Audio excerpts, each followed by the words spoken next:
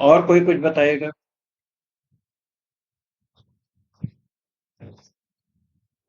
इन लोगों से अलग कोई कुछ और बताएगा क्या? हमने अब तक क्या पढ़ा? क्योंकि जब तक सभी लोग पार्टिसिपेट नहीं करेंगे तो आप क्या लिखेंगे परीक्षा में? आपकी परीक्षा होगी इसकी। और थोड़ा सा बोलेंगे तो बोलने के लिए एक रास्ता बनेगा।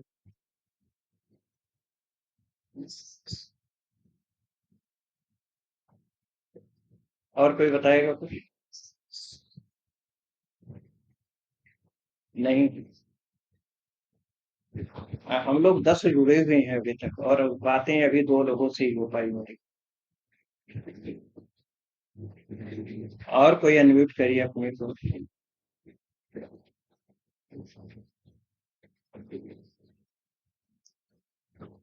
नहीं कोई करेगा? चलिए कुछ और करते हैं फिर।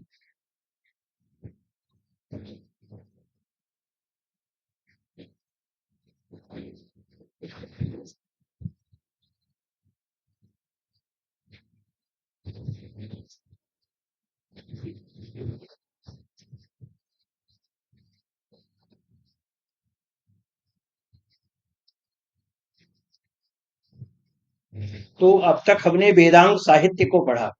जब हम वेदांग की बात करते हैं तो वेद के उन 6 अंगों की चर्चा होती है, जिसको हम शिक्षा, कल्प, व्याकरण, निरूप, छंद और ज्योतिष के नाम से जानते हैं। तो इनकी चर्चा हम लोगों ने अभी की। और ज्योतिष हम क्यों पढ़ते हैं? कि वेदार्थ हि यज्ञार्थ अभिप्रवृत्ता कालाभिपूर्वाभिहिताश्च यज्ञा तस्मादिदं काल विधान शास्त्रम यो ज्योतिषम वेद स वेद यज्ञ। जो ज्योतिष को जानेगा वही इन क्रियाकलापों को भी जान जाएगा। कहा गया है कि वेदों की प्रवृत्ति यज्ञ अनुष्ठान के उद्देश्य से हुई है। यज्ञों का विधान काल के अधीन है। काल विशेष में ही किसी यज्ञ का अनुष्ठान किया जाता है।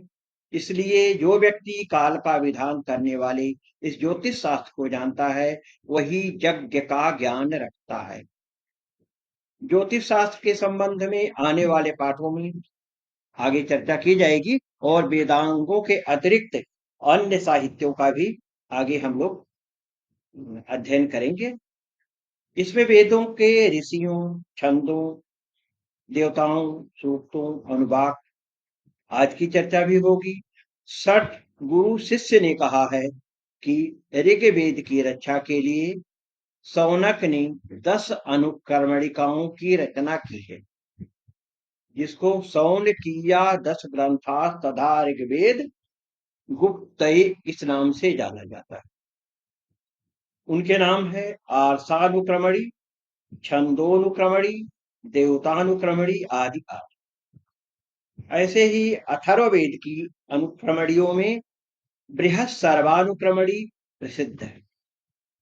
चरणव्यूह सूत्र शौनक की कृति है। अब हम पढ़ेंगे संस्कृत साहित्य। संस्कृत साहित्य में यहाँ आदि काव्य रामायण तथा ऐतिहासिक काव्य महाभारत की चर्चा की जाएगी। रामायण को आदि काव्य कहा गया है।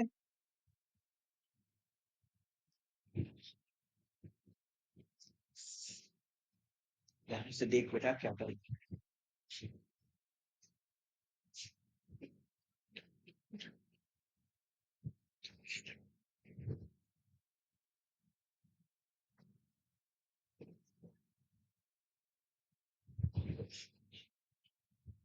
रामायण को आदि काव्य,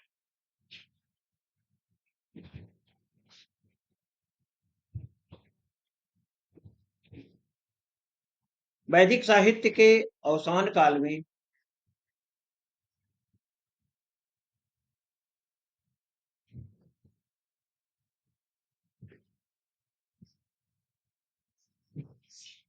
लौकिक संस्कृत के उपक्रम के होने से उस समय ऐसे 2 महान ग्रंथ आए हमारे सामने, जिसको हम आदि काव्य रामायण के नाम से या ऐतिहासिक काव्य महाभारत के नाम से आप उनको जान पाएंगे, और उनको जान तो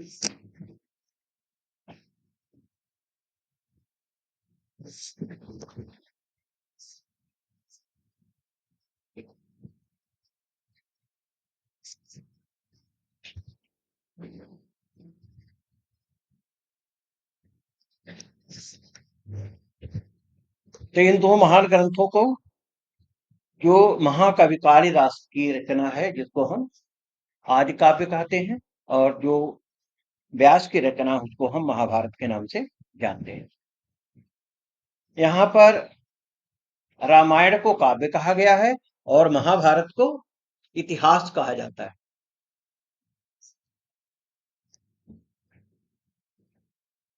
साहित्य की इन दोनों विधाओं का उद्भव श्रौत और कर्म कांड के काल में नहीं हुआ था, में ही हुआ है। वैदिक युग में नाग और गरुड़ की शत्रुता की चर्चा होती है। इसी प्रसंग में जिस समय रामायण की रचना होती है, मर्यादा पुरुषोत्तम राम की रचना की चर्चा आती है, और महाभारत के काल में योगेश्वर कृष्ण की कथाएं चर्चित हैं। वाल्मीकि और महर्षि व्यास इन ग्रंथों के ग्रंथकार कहे गए हैं या इन ग्रंथों के रचनाकार कहे गए।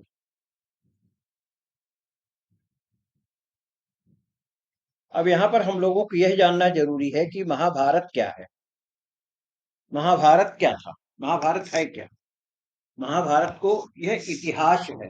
महाभारत क्या है, इतिहास की व्याख्या करता है। और रामायण किसके करता है, वह काव्य की व्याख्या करता है, महाकाव्य है। रामायण में वाल्मीकि रामायण जो है उसको महाकाव्य के रूप में जाना जाता है।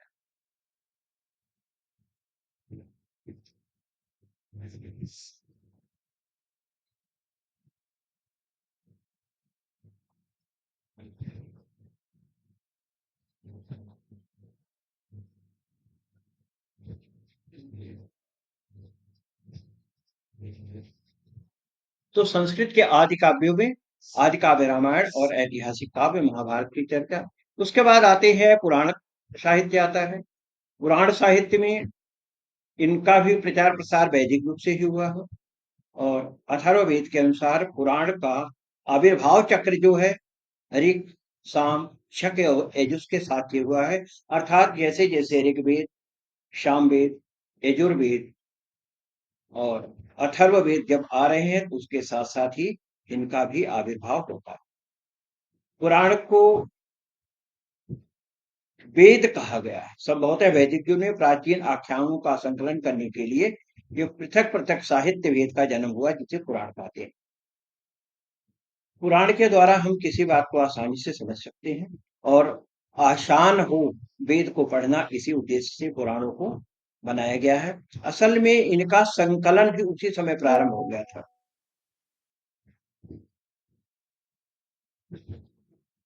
तो इस तरह से पुराण को पंचम वेद भी कहा गया है।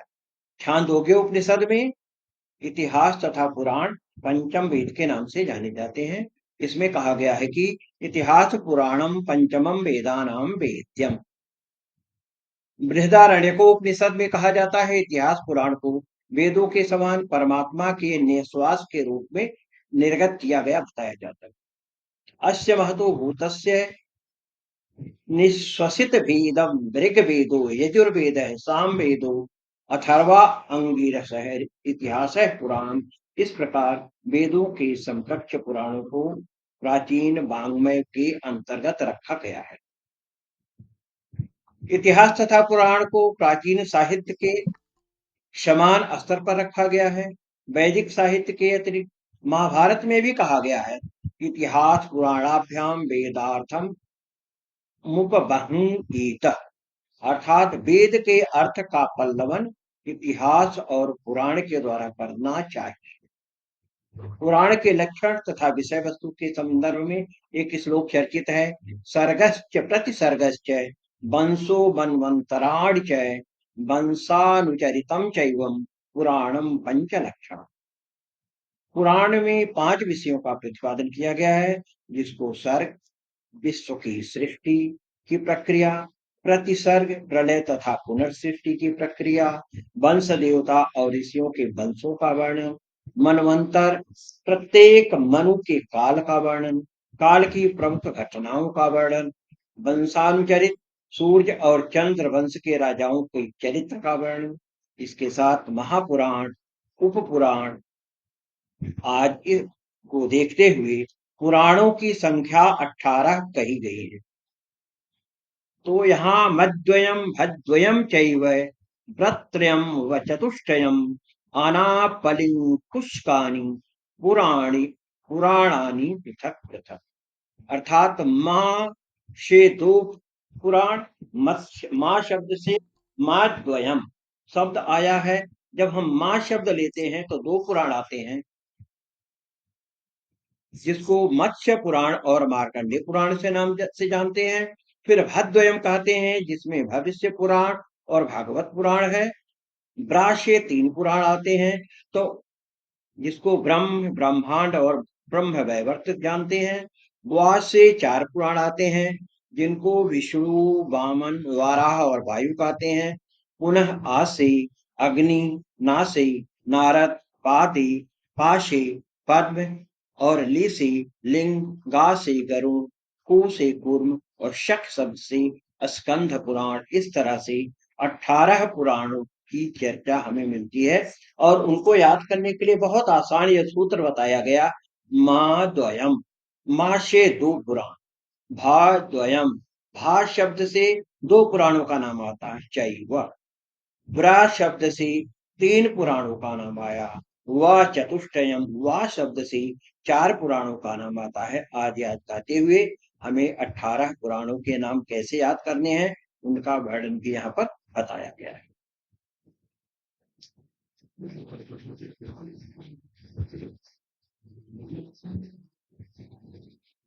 अब एक बार हम लोग पुराणों की बात करते हैं। पुराणों की कुल संख्या कितनी है? जरा, पुराणों की कुल संख्या कितनी है? 5 विषयों का प्रतिपादन हुआ है ना? जी, पुराणों की संख्या 18 है। 18 है। और इनको याद करने का भी एक क्रम बताया है, म द्वयम, व द्वयम, व्र चतुष्ट, आदि आदि आदि। अगर हम इन शब्दों को ही याद कर लें तो 18 पुराणों के नाम हमें याद। कैसा लगा? ये सरल है कि नहीं? बहुत जी ही सर। बहुत ही आसान शब्दों में कह दिया। आपको पूरे पुराण के नाम याद नहीं रखने हैं, पुराणों को सिर्फ 2-4 बार पढ़ लेना है और पढ़ करके मानस में बिठा लेना कि इनके नाम ऐसे होते हैं।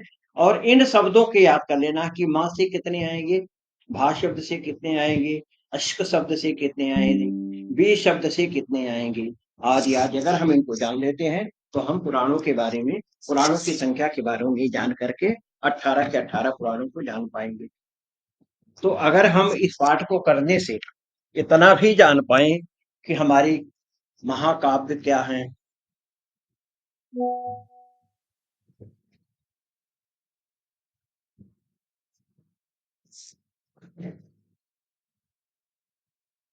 तो महाकाव्य अगर हम कहते हैं तो महाकाव्य में क्या आता है?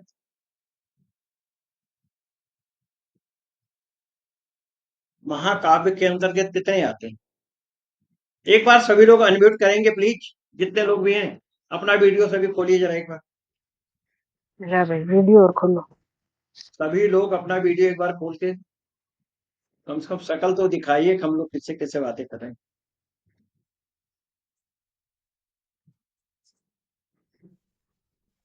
चलिए सभी लोग आइए सामने, सभी लोग एक बार सामने आइए।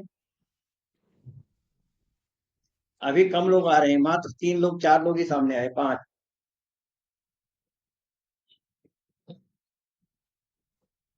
और ये पायल जी, 2 अदर भी हैं। जरा खोलिए एक बार, सभी अपना वीडियो खोलिए।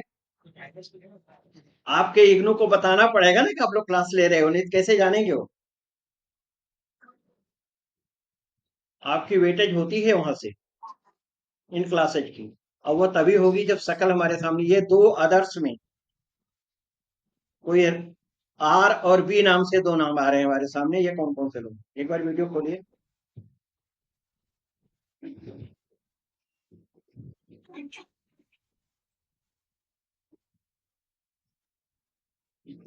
कौन कौन लोग हैं? नहीं खोलेंगे?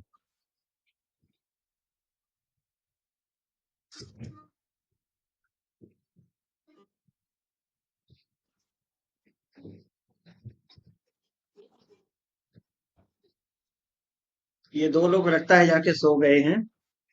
सिर्फ यहाँ पर ज्वाइन है, बाकी सो गए, इनको कोई मतलब नहीं है।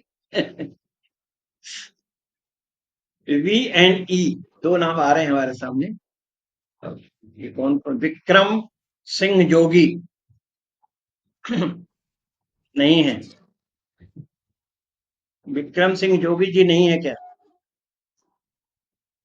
चलिए खैर, कोई बात नहीं। अभी हम लोगों ने पढ़ा पुराणों के बारे में। अगर हम इतना पढ़ जी के ये भी जान पाए कि हम पुराण कितने हैं, उपनिषद कितने हैं, वेद कितने हैं, उनकी संहिताएं कितनी हैं, तो भी मुझे लगता है एक बहुत बड़ी उपलब्धि है हमारी।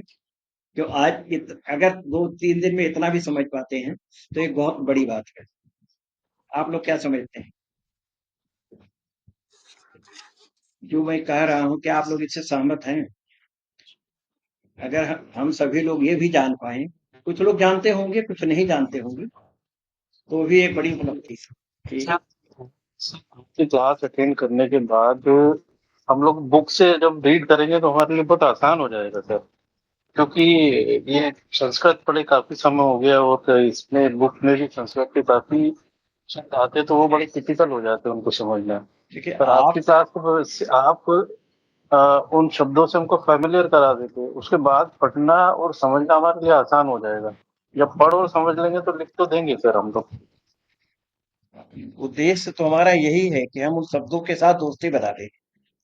एक बार दोस्त बनेंगे तो बाकी होता क्या है, उपशब्द का मतलब यही होता है कि हम जो भी हमें चाहिए उसके पास हम जाएं। हम अपने देवता के पास जाएं, हम अपनी किताबों के पास जाएं, हम अपने काम के पास जाएं। उससे क्या होगा, वो चीज हमें समझ आती। तो जब आप उनके साथ बैठते हैं तो आपकी समझ में वो बातें आने लगती हैं। जो उद्देश्य है वो पूरा होने लगता है।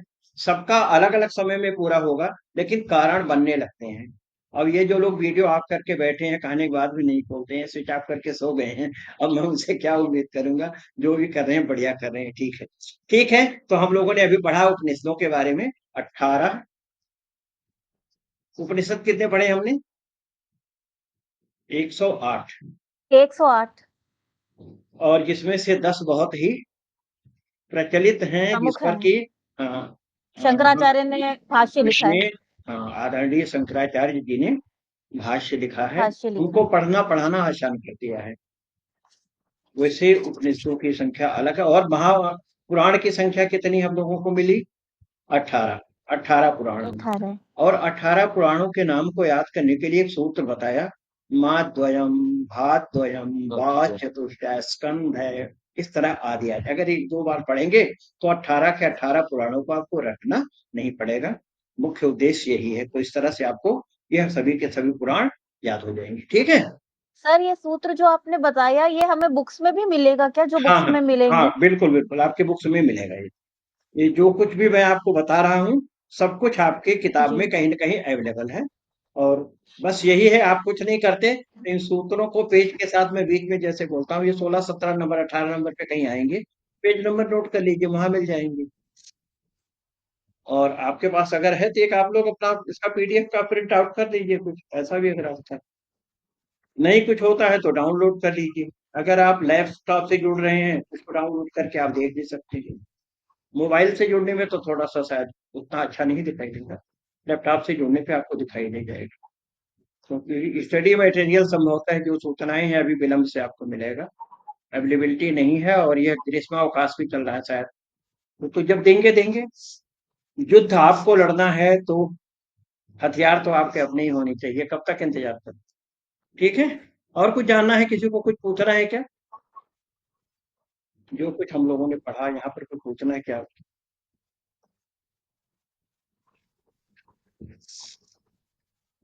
कोई कुछ पूछना चाहता है कि आगे बढ़े? चलें आगे। जी सर। ठीक।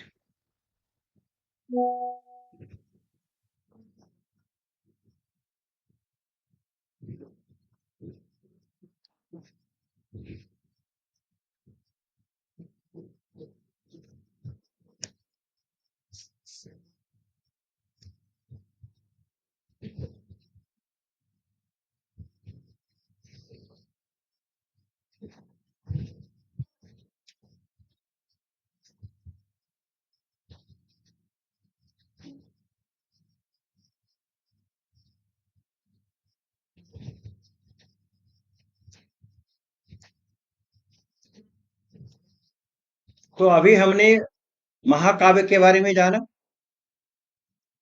काव्य संस्कृत का शब्द है और इस महाकाव्य इसको कहने के पीछे तात्पर्य है कि बहुत ही प्राचीन है। इसमें कवि के कर्मों को बताया गया है। काव्य है कर्म काव्यम। अगर हम कहते हैं कि काव्य क्या है तो क्या कहेंगे? काव्य है कर्म काव्य। अब कव्य कर्म क्या हुआ? कवि का कर्म हुआ। कवि का कर्म क्या हुआ? उसने कुछ शब्दों का संयोजन किया, उन शब्दों को संयोजित करके एक पुस्तक का आकार बनाया और वह पुस्तक का आकार आपके सामने, जिसमें कि अनेक तरह के वृत्तांत मिलते हैं। एक आचार्य हुए हैं भामह, उन्होंने अपने उनका ग्रंथ का नाम है काव्यालंक। और एक आचार्य है दंडी, जिनके ग्रंथ का नाम है काव्यादर्श। इस तरह से विश्वनाथ आचार्य हुए हैं, जिनका ग्रंथ है साहित्य दर्पण। इन सभी में महाकाव्य के लक्षणों का वर्णन मिलता है। महाकाव्य के अंतर्गत मुख्यतः जैसे महाकवि कालिदास का हुआ या रघुवंश आदि हुआ, इनकी चर्चा आती है। इसमें एक कहानी होती है, उस कहानी में एक नायक होता है, एक नायिका होती है और कुछ रस और श्रृंगार की बातें होती हैं और इनके संयोजक के द्वारा किसी घटना का वर्णन किया जाता है, जिसको हम नाटक के रूप में या कहानी के रूप में पढ़ते लिखते और जानते हैं। महाकवि कालिदास की रचना रघुवंश और कुमार संभव है। ऐसे अश्वघोष की रचना है बुद्ध चरित और सौंदरानंद। भारवी की रचना है किरातार्जुनीय। भट्टी की रचना है रावण वध। कुमार दास ने जानकी हरण नामक काव्य की रचना की है और माघ की रचना है शिशुपाल वध। इसके अतिरिक्त और भी अन्य आचार्यों ने महाकाव्य की रचना की है, जैसे शिव स्वामी का काव्य है कप्फिड़ा अभ्युदय, रत्नाकर का काव्य है हरि विजय काव्य, अभिनंदन रचित है रामचरित। ऐसे ही हर्ष ने नैषधीय चरित नामक ग्रंथ की रचना की है, जिसको महाकाव्य के रूप में हम या काव्य के रूप में हम जानते हैं। कुछ ऐतिहासिक काव्य भी आते हैं, जिसमें इतिहास की भूमिकाओं का वर्णन हुआ है। जैसे ऐतिहासिक काव्य का आरंभ मुख्यतः जिस समय अश्वघोष का काल है उस समय से शुरू होता है। अश्वघोष ने गौतम बुद्ध के जीवन के ऊपर बुद्ध चरित नामक एक महाकाव्य रचा है, जिसमें 28 सर्ग मिलते हैं। बुद्ध का जीवन का इतिहास वहां पर वर्णित किया गया है। ऐसे महाकवि भट्ट ने हर्षचरित नामक काव्य की रचना की। हर्ष में अपने पूर्वजों की इतिवृत्ति का विवेचन किया है। उसके बाद एक ग्रंथ है राज तरंगिणी, जो हमारे प्राचीन काल के इतिहास को बताती है। यह काश्मीर नरेश ललितादित्य ने जसो वर्मा से जो संधि की थी उसका विवेचन वहां पर आया। इसी के साथ साथ क्रमांक देव चरितम, राज तरंगिणी ग्रंथ के रचनाकार हैं कल्हड़। तो यह कुछ चीजें जो आपको जब आप आगे अध्ययन करेंगे तो आपको इनकी जानकारी मिलेगी। कुछ गीति काव्य हैं जो उसको गीत के रूप में गाया जाता है। वह संस्कृत में कुछ ऐसे काव्य हैं जिसमें श्रृंगार से संबंधित है, नीति है, भक्ति है, वैराग्य है आदि। और इनके साथ साथ फिर कुछ गद्य काव्य भी हमें मिलते हैं, जिसमें छंद गण मात्रा आदि की गणना करके इनकी रचना की जाती है। तो इस तरह से हमें काव्य का और महाकाव्य के काल में अनेक प्रकार के काव्यों के बारे में पढ़ने का अवसर मिल सकता है। क्योंकि आपका विषय डायरेक्ट वो नहीं है, जो साहित्य के लोग हैं वो इनको पढ़ेंगे और जो ज्योतिष के लोग हैं वो इन विषयों को जानते हुए अपने ज्योतिष के विषय की तरफ धीरे धीरे अपना कदम, अपना रोड जो है वो अपनी दिशा ज्योतिष की तरफ ले जाएंगे। परंतु इनका एक छोटा सा ज्ञान उनको होना आवश्यक है, क्योंकि आप संस्कृत में एमए कर रहे हैं, ज्योतिष तो आपका स्पेशलाइज सब्जेक्ट होगा, इसलिए आपको इनकी जानकारी भी होनी चाहिए।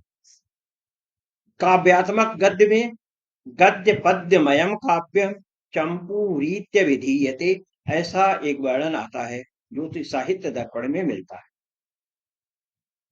तो उस काल में भी अनेक तरह की रचनाएं हुई। कुछ लोक कथा और नीति कथाएं भी मिलती हैं। लोक कथा से तात्पर्य है जो हमारे आपके बीच में कुछ चर्चाएं होती हैं, समाज में जो चर्चाएं होती हैं, वह लोक कथा है। और नीति की विवेचना की हमें किसी कार्य को किस तरह से अच्छे या बुरे ढंग से करना है, करते समय हमें किन किन बातों का ध्यान रखना है, इसकी जो चर्चाएं हैं वह नीतिगत चर्चा भी वहां पर मिलती। तो इन सभी कथा, जो लोक कथा या नीति कथा, वहां पर कुतूहल, रोचकता, छल प्रपंच, विश्वासघात आदि आदि समाज के जो भी गुण धर्म हैं, अच्छे हैं या बुरे हैं, उनका विवेचन वहां पर मिलता है।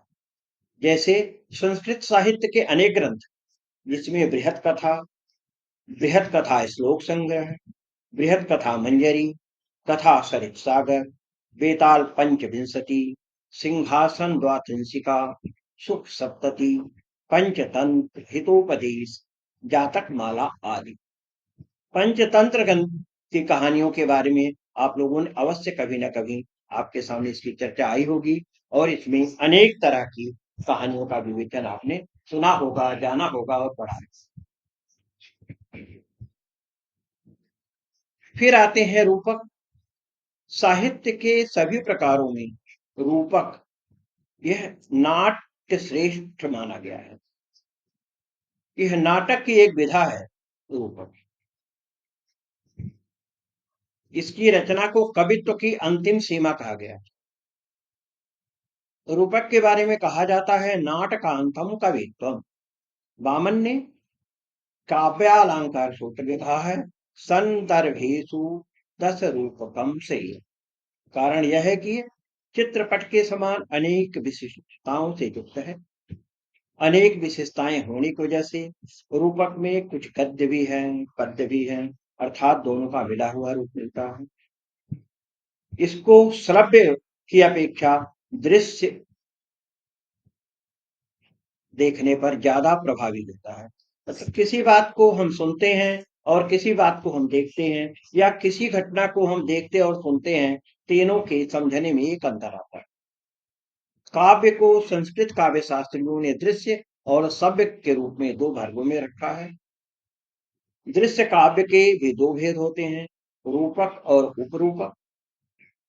और रूपक के 10 और उपरूपक के 18 भेद। इस तरह से रूपकों का एक प्रमुख भेद है नाटक। ये रूपक रसाश्रय होते हैं, अर्थात इसमें रस की अभिव्यक्ति का विवेचन किया जाता है, रस के बारे में बताया जाता है।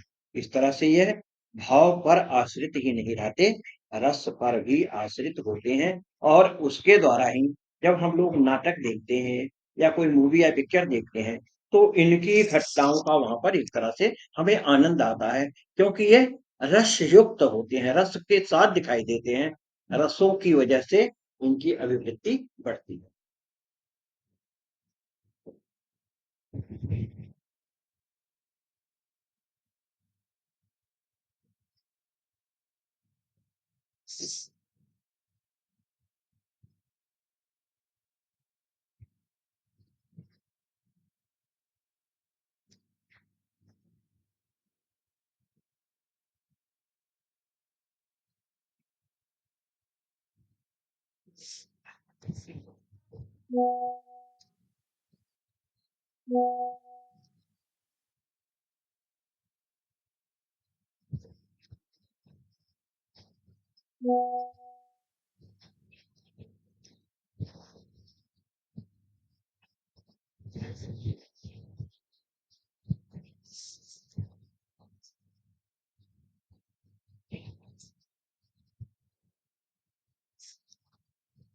अब रूपक के बाद इनके जो 10 वेद बताए गए हैं, उसमें बताया गया है अवस्थानुकृति नाट्यम रूपम दृश्यतयोच्यते। रूपकम तस्मा रूपाद दशधैव रसाश्रयम् नाटकम संप्रकरणम भाणः प्रहसनम डिम व्यायोग समकारौ बीथ्यंकेहा मृगा इति। इस तरह से इनका भेद और उपभेद कहा गया है। रूपक के मुख्यतः 10 भेद हैं। उनके मुख्य भेद और उपाख्यान जो है वह 3 है, जिसको कथानक, नायक और रस के नाम से जाना जाता है। वस्तुनेता रसस्तेषां भेदः आदि के नाम से इनको जाना जाता है। यह रूपक में स्वप्नवासव दत्ता, प्रतिमा नाटकम, अभिषेक नाटक, उरुभंग, दूतवाक, पंचरात्र, मृक्षकटिकम, यह शूद्रक की रचना है। मालविकाग्निमित्रम, विक्रमोर्वशीयम, ऐसे ही नागानंद भट्ट नारायण की एक रचना है बेड़ी संहार, भवभूति की रचना है मालती माधव और महावीर की रचना है उत्तर रामचरित। इसके बाद आता है काव्य शास्त्र का इतिहास। काव्य शास्त्र में अलंकार शास्त्र को भी लिया जाता है। तो संस्कृत भाषा में रम्य या हृदयावर्जक रचना की समीक्षा की पद्धति को काव्य शास्त्र, अलंकार शास्त्र, साहित्य शास्त्र या आलोचना शास्त्र कहते हैं। इस शास्त्र का आरंभ अलंकारों के प्रयोग से, उनके विवेचन से हुआ है। इस शास्त्र का सर्वाधिक प्रचलित नाम है अलंकार शास्त्र, किंतु विषय की व्यापकता को देखते हुए इसको काव्य शास्त्र कहा जाना ज्यादा उचित लगता है और सभी लोग इस विधा के जो जानकार हैं इसको काव्य शास्त्र के नाम से ही जानना चाहते हैं और अपना समर्थन देते हैं कि नहीं, इसको काव्य शास्त्र ही कहा जाना चाहिए। इस तरह से काव्य शास्त्र की संज्ञा इसमें ग्राह्य हो गई। उसमें जितने भी नाटक हैं, उपाख्यान हैं, कहानियां हैं, आदि आदि सबका आता है। काव्य शास्त्री व्युत्पत्ति यदि नहीं तो कवि की एक ही, सभी अगर इनके बारे में भिन्न भिन्न बातें नहीं बताई जाए तो सबको एक जैसा ही दिखाई देता।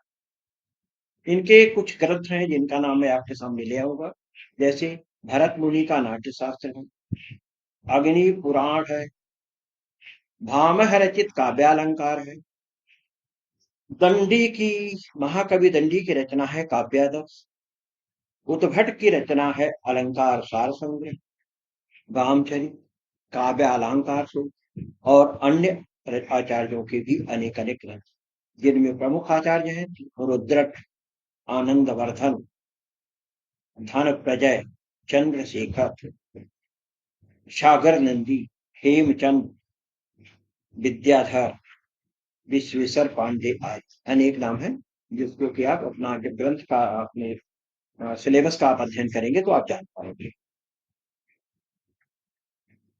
इस विषय के साथ साथ हम यहाँ पर थोड़ा सा आयुर्वेद और चिकित्सा शास्त्र का भी के बारे में भी जानना चाहेंगे, उसका परिचय प्राप्त करेंगे। जैसा कि आप जानते हैं, अथर्ववेद के उपवेद के रूप में आयुर्वेद का विकास हुआ। आयुर्वेद नानोपांगम अथर्ववेदस्य, ऐसा श्रुत संहिता में कहा गया। अथर्ववेद के विभिन्न सूक्तों में चिकित्सा संबंधी निर्देश मिलता है। इस विज्ञान में रोग प्रतिकार, भैषज्य विधान, सुख रूप प्रसव कैसे हो, शल्य क्रिया किस तरह से हो आदि का विधान मिलता है। व्रणों की चिकित्सा कैसे की जाए, बच्चों की चिकित्सा कैसे की जाए, इन सब का विधान भी अथर्ववेद में वर्णित है। और अथर्ववेद के ग्रंथ हैं सुश्रुत संहिता और चरक संहिता। सुश्रुत ने आयुर्वेद का निर्वचन किया है और उसके बारे में कहा गया है आयुरस्मिन् विद्यति अनेन वा आयुर्विन्दति। आयुर्वेद के मुख्य जो प्रसिद्ध ग्रंथ हैं उसमें सबसे ज्यादा प्रसिद्ध 3 ग्रंथ चरक संहिता, सुश्रुत संहिता और वाग्भट के ग्रंथ हैं। इनके बारे में कहा गया है, सुश्रुते सुश्रुतो नैव वाग्भट्टे नैव वाग्भट चरकी चतुरो नैव स वेद्यो वैद्यो वैद्य किम करिष्यति। अर्थात चरक संहिता निश्चित रूप से आयुर्वेद का सबसे प्राचीन उपलब्ध ग्रंथ है। सुश्रुत संहिता भी बहुत ही प्राचीन ग्रंथ है और वाग्भट्ट के नाम से 2 ग्रंथ उपलब्ध हैं, जिसको हम अष्टांग संग्रह और अष्टांग हृदय के रूप में जानते हैं। इसके साथ साथ बंगसेन का चिकित्सा सागर नाम से ग्रंथ है, बहुत उपयोगी ग्रंथ है। यह ग्रंथ 12वीं शताब्दी का है। भाव मिश्र का ग्रंथ है भाव प्रकाश, जो कि 16वीं शताब्दी का ग्रंथ है। ये बहुत ही प्रचलित आयुर्वेद के क्षेत्र में काम करने वाले जितने वैद्य हैं, जो चिकित्सक हैं, वह सभी लोग इनके बारे में जानते हैं और इनके उपयोग के द्वारा, इनमें लिखी हुई बातों के द्वारा अपने रोगियों की चिकित्सा करके उनको सबको लाभ देते हैं। 17वीं और 18वीं शताब्दी वैद्य जीवन, आयुर्वेद प्रकाश, योग तरंगिणी, भेषज रत्नावली नाम के अनेक ग्रंथ रचे गए, जो कि आयुर्वेद के क्षेत्र में बहुत ही प्रसिद्धि को प्राप्त कर पाए हैं। आयुर्वेद के रसायन विज्ञान पर रस रत्नाकर, यह नागार्जुन की रचना है और बहुत ही उपयोगी ग्रंथ है, जिसमें रसों के द्वारा, रस का मतलब है जो केमिकल है, उनके द्वारा चिकित्सा कैसे की जाए, इसका विधान वहां पर मिलता है। तो इस तरह से काव्य शास्त्र, अलंकार शास्त्र, उपनिषद शास्त्र, पुराण के होते हुए हमने आज की इस क्लास में आयुर्वेद के ग्रंथों तक की कुछ चर्चाएं की हैं, जिसको कि उत्तरोत्तर और आगे हम लोग बढ़ाएंगे। और इसके साथ ही आप लोगों से थोड़ा सा जानना चाहेंगे कि अब तक आप लोगों ने क्या सीखा, क्या जाना। इसके बाद फिर क्लास को हमें विराम देंगे। अभी जो कुछ आपने सुना, उसमें से क्या क्या समझ पाए, क्या बाकी रह गया?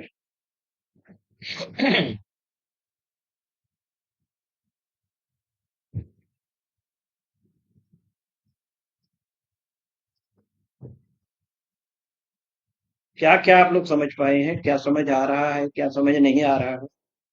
कहीं कोई कष्ट है, कोई कठिनाई हो रही है पढ़ने में? अगर ऐसा कुछ है तो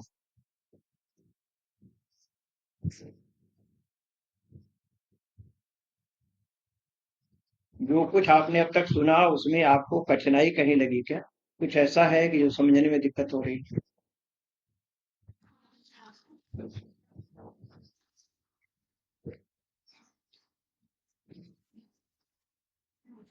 सर मुझे थोड़ा सा ये बताएं कि जब हम ये फर्स्ट चैप्टर पढ़ रहे हैं, भारतीय ज्योतिष का परिचय एवं जी ऐतिहासिकता, जी तो इतने सारे काव्य और ये सब जो वर्णन कर रखा है, हाँ हाँ, तो कहीं ऐसा नहीं लग रहा कि हम कहीं अपने मूल विषय से थोड़ा सा डेविएट हो गए हैं? नहीं ऐसा क्या है। ये जरूरी है कि भाई इंट्रोडक्शन के रूप में ये हाँ बस परिचय बस, देना जरूरी है कि अवश्य, क्योंकि आप एमए ज्योतिष कर रहे हैं। आपका मूल जो है, आपका कोर्स है MJY, यही है। यहाँ तक तो ठीक है जो आपने डिस्कस किया, कोई वेद के 6 अंग हैं, उसमें छठा जो पार्ट है वो ज्योतिष का है, तो वहां जी। समझ में आता है कि ज्योतिष कहाँ है। हम्म, अब उसके बाद में इतनी सारी रामायण जो पढ़ दी है ना, कि हम्म। इतने सारे काव्य, उसके इतने भाग और इसके इतने भाग्य, कौन याद रखेगा? इट इज नहीं यूजलेस नहीं, टू यूजलेस नहीं है। रिमेम्बर, मतलब। नहीं नहीं, एक बात बताइए, सुनिए। हम अपनी गाड़ी में बैठते हैं तो हमें गियर, एक्सीलेटर, नहीं वो बाकी ठीक सब है, तो अपना ये निर्णय पार्ट करेंगे है। अब। ये सब चीजें देखिए, नहीं, ये सब चीजें पार्ट के। और आप अगर आपको छंद नहीं पता है, तो ज्योतिष के जो श्लोक हैं छंदबद्ध हैं, आप कैसे जानेंगे, कैसे उनके अर्थ समझेंगे? आपको हम इग्नू में हिंदी माध्यम से पढ़ा रहे हैं, लेकिन ज्योतिष के ग्रंथ तो सब संस्कृत में हैं। और संस्कृत में होने की वजह से वो छंदबद्ध लिखे गए हैं। अगर हमें नहीं पता है कि छंद में होते हैं, तो आप जो पढ़ रहे हैं ये ज्ञान अधूरा रह जाता है। यद्यपि आपके डायरेक्ट उपयोग में ये नहीं है, लेकिन अनुषांगिक है, इसको जानते हुए आपको आगे जाना है। ऐसे मान के चलिए, जैसे आप अपने घर से ऑफिस के लिए निकलते हैं, तो आपको ठीक है। हाँ दाएं बाएं पता नहीं, रहता है, बस वही। नहीं, वो मैं समझ गया कि किसी भी सब्जेक्ट मैटर को पढ़ने के लिए उसकी हिस्ट्री ज्योग्राफी का इंट्रोडक्टरी के रूप में आपने हाँ डिटेल में अंदर पूरा पूरा वो दे दिया। और ये पूरा एक नहीं, मेरे ख्याल से जहां तक मैं समझता हूँ, ये MJY 001 का जो एक सब्जेक्ट बनाया है उन्होंने, तो पूरा पेपर ऑलमोस्ट, हाँ, ऑलमोस्ट पूरा ये 001 जो है ये इंट्रोडक्टरी पार्ट ही है, आई हाँ, थिंक। ये ज्योतिष का इसका अभी आपके नेक्स्ट के अंदर जो है ज्योतिष शास्त्र का परिचय में भी वही है, इकाई 2 में भी, जो मैंने थोड़ा सा कल देखा था, उसमें भी मोर एंड लेस घुमा फिरा के वही बात करती है कि भाई ज्योतिष का शिक्षा में क्या उपयोग है और दूसरी विधाओं में क्या उपयोग है। असल में है यह, आप जो लोग हैं डायरेक्ट आए हुए हैं, आप संस्कृत के विद्यार्थी नहीं रहे हैं। अगर आप नहीं, संस्कृत के विद्यार्थी संस्कृत नहीं नहीं, संस्कृत सबने पढ़ी है कंपलसरी सब्जेक्ट के रूप में, क्लास 10 तक हमने भी पढ़ी। वो उसको पढ़े हुए है ना, क्लास 10th को पास किए हुए 76 का टाइम में।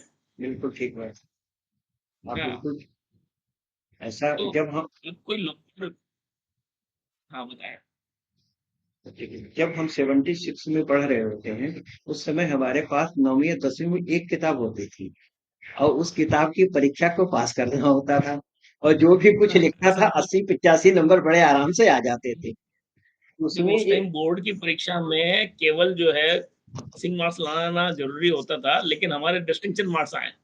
मैं वही लेकिन कह रहा उस बात को इतने साल हो गए, अब वो वापस उसी सब्जेक्ट की पुनरावृत्ति करना, वो ठीक है, हो जाएगा, लेकिन उसकी कोई रैशनैलिटी, लॉजिकल सीक्वेंस समझ में नहीं आ रही।